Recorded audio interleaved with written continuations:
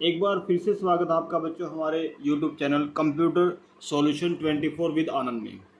इस वीडियो में हम आपको सिखाएंगे कि पैराग्राफ और टैब की सेटिंग किस तरह से की जाती है। अब देखिए, जैसे मैं पैराग्राफ के ऑप्शन को देख पा रहा हूँ, यहाँ पर आपके सामने कुछ बुलेट्स दी हुई है।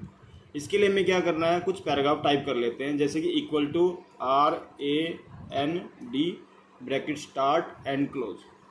ये हमारे सामने एक पैराग्राफ आ जाएगा। अगर मुझे इस पैराग्राफ में कोई बुलेट्स लगानी है तो मैं पहले अपने मैटर को सिलेक्ट करूंगा और उनको बुलेट्स लगा दूंगा यहाँ से। ये हमारे सामने बुलेट्स हैं। ये देखिए, किसी भी तरह के सिंबल से आप अपनी बुलेट्स बना सकते हो। ये देखिए, अगर आप सिंबल से रिलेटेड बुलेट लेते हो तो आप यहाँ से ले सकते हो, और अगर मुझे नंबर्स की बुलेट लगानी है तो मैं इसको सिलेक्ट करके यहाँ से बुलेट लगा सकता हूँ। ये देखिए, इससे नंबर्स चेंज हो जाएंगे। अगर मुझे इसमें से और भी हमारे पास ऑप्शन है, जैसे नंबर्स में है, रोमन में है, अल्फ़ाबेट में है, तो आप किसी भी तरह के बुलेट्स लगा सकते हो। इन बुलेट्स को आप लिख के भी लगा सकते हो। देखिए, यहाँ पर मैं आपको कुछ लिख के दिखा रहा हूँ। जैसे आपने यहाँ पे लिखा एक के आगे आपने डॉट लगा देनी है, स्पेस, और फिर आप कुछ भी टाइप कीजिए और फिर एंटर मार दीजिए तो बुलेट्स नंबर 2 अपने आप आ जाएगी। ये देखिए, फिर से एंटर दबा दीजिए, फिर से एंटर दबा दीजिए, ये बुलेट्स अपने आप आती रहेंगी। ठीक है। अगर आपने गलती से कोई चीज़ मिस कर दी इसमें, तो आप लिख कर डॉट लगाकर उसके उस पॉइंट को फिर से चालू कर देंगे तो वो फिर से आपके लाइन जुड़ जाएगी और वो आ जाएगी। अगर आपने इसी प्रकार से बुलेट लगाई और आपने टैब का बटन दबा दिया, जैसे हमने 4 पॉइंट लिख दिए इसमें, और अब हम यहाँ पे 500 पॉइंट नहीं लिखते, हम 4 का ही सब पार्ट बना लेते हैं। मतलब हमें 4 का A चाहिए, तो टैब दबा देंगे तो हमारे सामने 4 का A आ जाएगा, और अब आप यहाँ से अपना लिखना शुरू कर सकते हो। B C, इसके 3 ही पॉइंट हैं। अब मुझे पॉइंट नंबर 5 चाहिए, तो एंटर दबा के मैं पॉइंट नंबर 5 लूँगा। तो जैसे ही एंटर दबाऊँगा ऑटोमेटिकली ये पीछे हट जाएगा और पॉइंट नंबर 5 आ जाएगा। आप इसमें अगर टैब लगाते हैं तो ये आगे की तरफ पॉइंट बना देता है। फिर से टैब दबा दीजिए, फिर से टैब दबा दीजिए, तो ये लिस्ट जो है चलती रहेगी। इसको मल्टी लेवल बुलेट्स लिस्ट बोल देते हैं। ठीक है। इसमें हमने देखा कि किस तरीके से हमारी बुलेट्स आती हैं। अब हम इसको हटा देते हैं, आगे बढ़ते हैं। हमारे सामने यहाँ पर कुछ अलाइनमेंट्स दिए हुए इसी के नीचे। तो यहाँ पर मैं एक पैराग्राफ फिर से टाइप करता हूँ और इस पैराग्राफ में एक हेडिंग बना देता हूँ। छोटा कर लेते हैं इसको, दिखाई देगा ये। अब देखिए, हमारे पास पहली लाइन है, हमें इस पहली लाइन के ऊपर लिखना है। एंटर दबा के हमने पैराग्राफ को ऊपर लिया, नीचे लिया, और यहाँ पे हमने एक हेडिंग बना दी वेलकम के नाम से। अब इस हेडिंग को थोड़ा सा इम्प्रोवाइज़ कर लो, थोड़ा सा बड़ा कर दो, बोल्ड कर दो, इसको सेंटर में डाल दो, ये पेज के बीच में आ जाएगी। इसके लिए मैं लेफ़्ट, सेंटर और राइट, ये 3 कमांड अप्लाई करता हूँ। तो ये तीनों अलाइनमेंट्स होते हैं, पैराग्राफ के अंदर होते हैं। अगर मेरे लेफ़्ट साइड की लाइनें इक्वल हैं और राइट साइड की लाइनें छोटी बड़ी हैं, उनको इक्वल करने के लिए मैं जस्टिफाई कर सकता हूँ यहाँ से। ये देखिए, इसके लिए शॉर्टकट की भी अवेलेबल है। लेफ़्ट के लिए Ctrl+L दबा देते हैं हम, सेंटर के लिए Ctrl+E दबा देते हैं, तो आपका डाटा सेंटर में आ जाता है। ये देखिए, और अगर राइट में लेना हो तो Ctrl+R दबा दो, ये राइट में आ जाएगा। तो इसी प्रकार से आप अपने अलाइनमेंट्स को देख सकते हैं। इसी प्रकार आगे बढ़ते हैं। हमारे पास डाटा है, हमें इसके लाइनों के बीच का जो गैप है वो बढ़ा लेना। देखिए, यहाँ पे आप देखेंगे लाइनों के बीच का जो गैप हमें 1.5 करना है। ये देखिए, गैप बढ़ गया। मुझे कम करना है 1.15, ये कम हो जाएगा। ज़्यादा करना है तो ज़्यादा भी कर सकते हैं। इसके लिए हमारे सामने शॉर्टकट की भी है इनके लिए। Ctrl+1 दबाएंगे तो ये 1 पॉइंट का गैप आ जाएगा। Ctrl+2 दबाएंगे तो 2 पॉइंट्स का गैप आ जाएगा, और Ctrl+5 दबाएंगे तो 1.5 का गैप आ जाएगा। ये थी हमारे पैराग्राफ्स एंड लाइंस के बीच में स्पेसिंग। इसके अलावा हमारे सामने इसको फिर से Ctrl+1 करके गैप को कम कर लेते हैं। यहाँ पर हमारे सामने कुछ लाइन्स अवेलेबल हैं जिसमें हम लाइनों के बीच में गैप बढ़ा सकते हैं, घटा सकते हैं। ऐड स्पेस बिफोर पैराग्राफ, ये पैराग्राफ की शुरुआत का गैप होता है पहले का, इसको हटा देते हैं। आफ्टर मतलब जब भी आप कोई पैराग्राफ ख़त्म करते हैं तो उसके बीच में एक गैप बन जाता है इस तरह से। ये देखिए, इसमें आपने देखा किस तरीके से हम गैप बढ़ा सकते हैं, घटा सकते हैं और लाइनों के और पैराग्राफ के गैप को समझ सकते हैं। इसके बाद आगे देखिए, यहाँ पर मेरे सामने एक थीम है, ये इस पर आप अपने डॉक्यूमेंट्स के ऊपर कोई भी थीम लगा सकते हैं इस तरह से, तो आपकी वो हेडिंग है वो थोड़ी सी हाईलाइट हो जाएगी। अब अगर बीच में मैं किसी और हेडिंग को बनाऊं और उस पर भी यही इफेक्ट डालूं, तो मैं यहाँ से इसको सिलेक्ट करूँगा और इस पर क्लिक कर दूंगा। देखिए ये तो थोड़ी सी में आई, इसके लिए मैं थोड़ा सा एक्स्ट्रा सेलेक्ट करना है, फिर हम डालते हैं तो ये पूरी लाइन पे आ जाता है इस तरह का पैराग्राफ।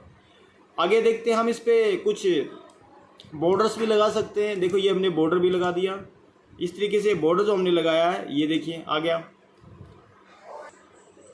इसके बाद आगे है, हम इसके पैराग्राफ के अंदरूनी जो हमारी यहाँ इस एरो से, जो हमारे सामने ये एरो है, इस पर क्लिक करेंगे। इसके अंदर हमारे सामने इंसर्ट और स्पेसिंग है।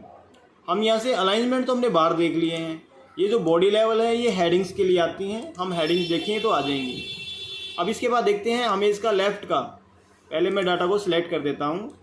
डाटा को सिलेक्ट करेंगे और फिर इसके अंदर जाएंगे तो हम लेफ़्ट का मार्जिन और राइट का मार्जिन, दोनों तरह के मार्जिन को हमने 0.5 लेफ़्ट से और 0.5 राइट से मूव किया।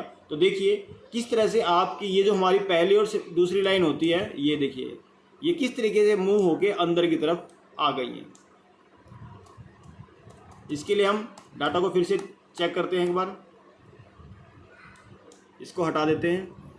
अब हम देखते हैं हमारे पास हमारा जो रूलर होता है, इसके ऊपर ये जो पॉइंट है, एक ये हमारी फर्स्ट और सेकंड लाइन होती है। ये फर्स्ट लाइन होती है और ये सेकंड लाइन होती है। मतलब हम इसको रखते एक ही साथ है, पर जब भी आपको ज़रूरत पड़े आप इसको आगे पीछे मूव कर सकते हो इस तरीके से। ये देखिए यही सेटिंग आपको इसके अंदर मिलेगी लेफ़्ट और राइट में, मतलब लेफ़्ट की और राइट की सेटिंग अलग होती है। ये देखिए फर्स्ट लाइन और हैंगिंग। फर्स्ट लाइन मतलब पैराग्राफ की पहली लाइन, वो मूव होके आपको दिखाई देगी इस तरह से, और हैंगिंग का मतलब होता है सेकंड लाइन, वो हैंगिंग करके दिखाई देगी इस तरह से। ये देखिए इसके बाद हमारे सामने आती हैं ये वही आफ्टर और बिफोर की गैप है, ये हमने पहले ही कर लिए हैं। इसको आप 0 कर लीजिए तो गैप अपने आप कम हो जाएगा। इसके बाद आगे बढ़ते हैं। अगर आपको इसके अंदर टैब से रिलेटेड कुछ चीज़ें लगानी है, जैसे कि टैब क्या होता है कि आप अपने रूलर पे कोई भी स्थान निर्धारित कर लो। जैसे हमने यहाँ पे किया 2 और 3 के बीच में 2.5 पे, 2.5 पे यहाँ पे आपने लिखा नेम। तो जैसे आप कोई एंट्री करते हो और अब आपको 2.5 पे पहुँचना है तो आप स्पेस ना दबाएं, इसके अलावा आपने क्या करना है, टैब दबा देना है। तो आप डायरेक्ट 2.5 2.5 पे पहुँच जाएंगे। इसके बाद आप लिखेंगे क्लास, फिर आप टैब दबा देंगे, आप फिर उसके नीचे पहुँच जाएंगे। यहाँ पे आप कोई भी एंट्री कर सकते हो।